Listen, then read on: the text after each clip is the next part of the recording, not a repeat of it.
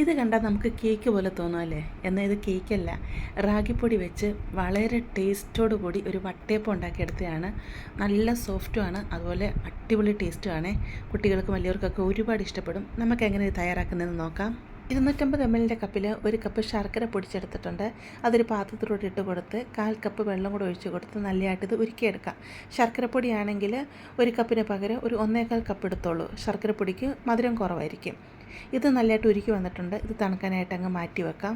ഒരു പാത്രത്തിലോട്ട് 1/2 കപ്പ് റാഗിപ്പൊടി ഇട്ട് കൊടുക്കാം. കടയിൽ നിന്നൊക്കെ മേടിച്ച റാഗിപ്പൊടിയാണേ. ഞാൻ അത് പ്രത്യേകിച്ച് വറുത്തൊന്നും എടുത്തിട്ടില്ല. ഇതിലോട്ട് കുറേശ്ശെ വെള്ളം ഒഴിച്ച് നമുക്കിത് നല്ലതായിട്ടൊന്ന് കുഴച്ചെടുക്കണം. ഇഡ്ഡലിമാവിൻ്റെയൊക്കെ പരുവത്തിൽ അങ്ങനെ കുഴച്ചെടുക്കേണ്ട ആവശ്യമില്ല. ജസ്റ്റ് ഇതൊക്കെ നനഞ്ഞ് നല്ലതായിട്ടൊന്ന് കുഴഞ്ഞ് വരണം. ഈ ഒരു പരുവത്തിൽ ഇതായി കിട്ടണം.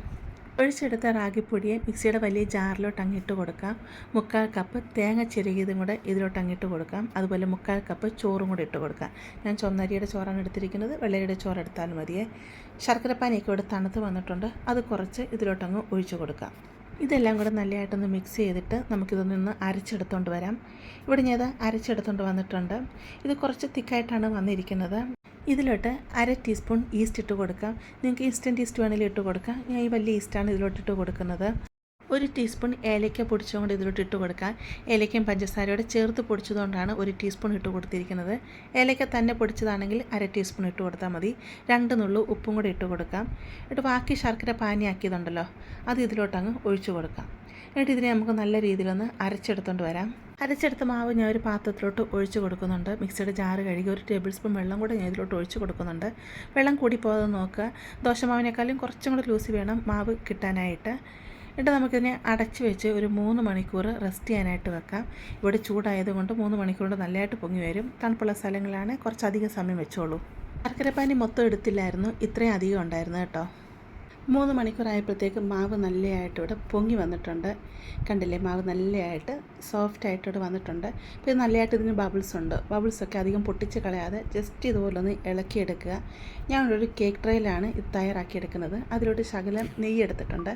നെയ്യ് അതിൻ്റെ എല്ലാ ഭാഗത്തും ഒന്ന് തേച്ച് കൊടുക്കുക. എന്നിട്ട് ബബിൾസ് പൊട്ടിക്കാതെ തന്നെ അതിലോട്ട് മാവ് ഒഴിച്ചു കൊടുക്കുക. ഞാൻ മൊത്തം മാവ് ഒഴിച്ചു കൊടുത്തേ, ഒരു 1/4 ഭാഗം ഉണ്ടായിരുന്നു.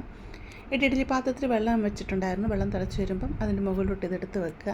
എന്നിട്ട് ഡെക്കറേഷന് വേണ്ടി കുറച്ച് ക്യാഷ്നട്ട് അതിൻ്റെ മുകളിലോട്ട് വെച്ച് കൊടുക്കുന്നുണ്ട്. ഏത് നട്ട്സ് വേണമെങ്കിലും വെച്ച് കൊടുക്കാവുന്നതാണ്.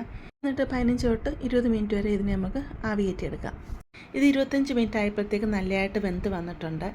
കാരണം ഞാൻ ബാറ്റർ മൊത്തം ഇതിൽ ഒഴിച്ച് കൊടുത്തിരുന്നല്ലോ, അപ്പോൾ വേവാൻ സമയം എടുത്തിരുന്നു കേട്ടോ. നിങ്ങൾ 2 ട്രിപ്പായിട്ട് ഒഴിച്ച് കൊടുക്കുകയാണെങ്കിൽ പെട്ടെന്ന് ഇത് വെന്ത് കിട്ടും.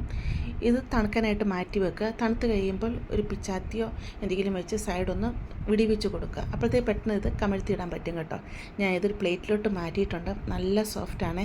നല്ലതായിട്ട് തണുത്ത് കഴിഞ്ഞ് മാത്രമേ ഇത് കട്ട് ചെയ്തെടുക്കാവൂ. ഇത് നല്ലതായിട്ട് തണുത്തിട്ടില്ലായിരുന്നു, അതുകൊണ്ട് കട്ട് ചെയ്യുമ്പോൾ കുറച്ച് ബുദ്ധിമുട്ടുണ്ടായിരുന്നു കേട്ടോ. അപ്പം ഇത് ഞാൻ കട്ട് ചെയ്ത് കാണിച്ചു തരാം. എത്രമാത്രം സോഫ്റ്റാണെന്ന് ഞാൻ കാണിച്ചു തരാം. നല്ല ടേസ്റ്റാണ് കേട്ടോ. ശരിക്കും കൊക്കോ പൗഡറൊക്കെ ചേർത്ത് നമ്മൾ ഉണ്ടാക്കിയ അതിൻ്റെ ഒരു ടേസ്റ്റാണ് ഇതിന്. ശരിക്കും കുട്ടികൾക്കും വലിയവർക്കൊക്കെ ഒരുപാട് ഇഷ്ടപ്പെടും. ഇതിൻ്റെ മധുരം എന്ന് പറഞ്ഞാൽ മീഡിയം മധുരമുള്ള, ഒത്തിരി മധുരം അങ്ങില്ല കേട്ടോ. അപ്പോൾ നിങ്ങൾക്ക് ശർക്കര പാനി മൊത്തം ഒഴിച്ച് കൊടുക്കാം. അപ്പോൾ വെള്ളത്തിൻ്റെ അളവ് നിങ്ങളോട് ക്രമീകരിച്ചാൽ മതി. അപ്പോൾ തീർച്ചയായിട്ടും നിങ്ങൾ തയ്യാറാക്കി നോക്കുക. ഇഷ്ടപ്പെടുവാണെങ്കിൽ ചാനൽ ഒന്ന് സബ്സ്ക്രൈബ് ചെയ്ത് ലൈക്ക് ചെയ്ത് ഫാമിലിയോട്ടൊക്കെ ഒന്ന് ഷെയർ ചെയ്ത് കൊടുക്കുക.